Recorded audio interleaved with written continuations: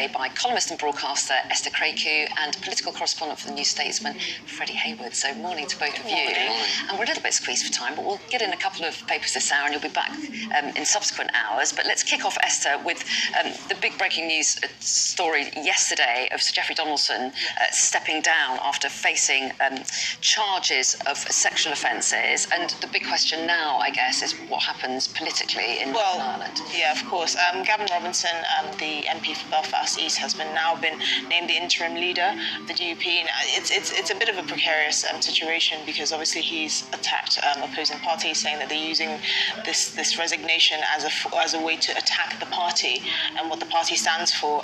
But really, there are questions moving forward what this will mean for the political leadership of the DUP. Now, he's seen as a bit of a continuity candidate, but again, he's only interim leader, so we don't know what will happen moving forward. And of course, it is an election year, so there will be questions there.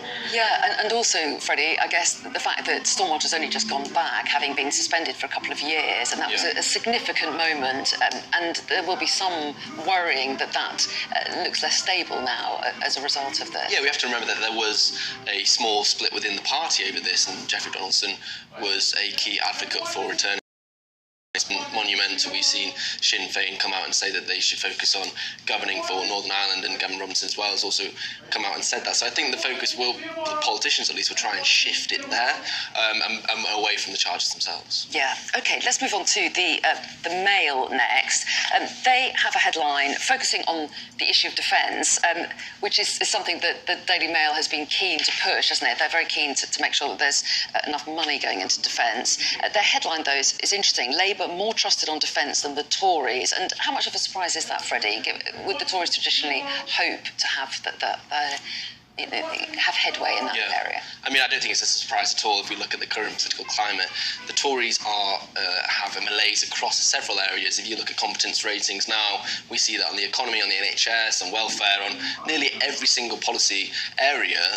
The public trust Labour more than they do the Tories, and I don't think that's particularly surprising. When we look on defence, we've got splits within the party. When James Heappey, the Armed Forces Minister, resigned this week, he's come out and said that they need 3% of GDP spending on defence, and they're currently around 2.3%. So there's a split within the Tories, whereas Labour has spent so much time and so much investment in restoring and reassuring the public that they support NATO, for instance, that they support Ukraine, and I think they're seeing the rewards of that now. Do you think that's right? Esther? I think that's spot on. I mean, I think most people are looking at what has got better under Tory leadership for 14 years, and they're really struggling to see it. I mean, defence is really kicking the teeth because that's where the Tories have usually shone. They've usually said we're the party of defence. I mean, defence spending in general has been halved since the 1980s, but it's got particularly worse. I mean, there was probably the biggest victim of austerity in the 2010s, and recruitment is at an all-time low. I mean, in 2010 it was around sort of 110,000. Now they're just hovering around 72,000,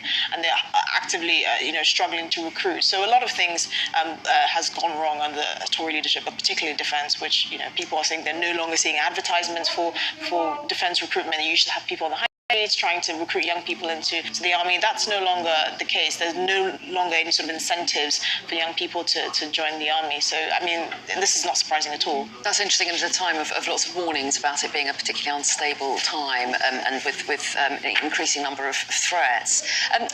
We've got time just to have a quick look at the Times as well, Esther.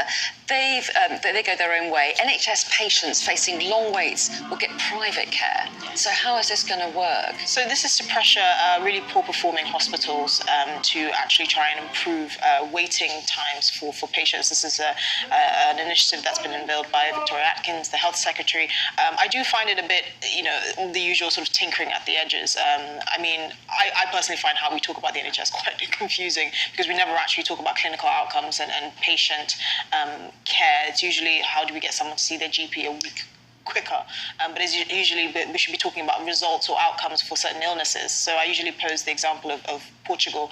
We spend more on our NHS than Portugal's entire GDP, and yet we have similar outrates when it comes to cancer outcomes. So I mean, these are the kinds of things that you always see, but it doesn't really have much of an impact. We're out of time. We might revisit this in later hours because it's a big issue, and it'd be interesting to see what public reaction is as well. But we're out of time for now. See you in later hours. Top stories next.